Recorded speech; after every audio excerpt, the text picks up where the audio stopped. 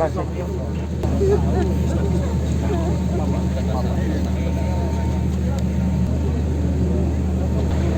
Anak ini dengan saya dari bayi sudah dekat.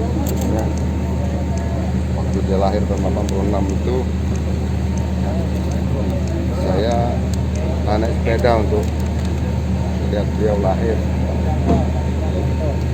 Akhirnya dengan umur yang tidak begitu lama, mungkin sudah ada perjanjian di Lauhul Mahfuz, kita semua harus mengikhlaskannya, dan saya mohon doa supaya beliau dapat melaluinya ini dengan baik. Mungkin itu saja. Berarti Pak Enos memang dekatnya sama Ibu itu ya?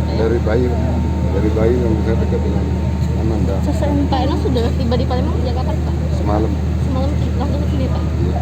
Oke baik, itu aja Pak. Terima kasih banyak Pak Enos.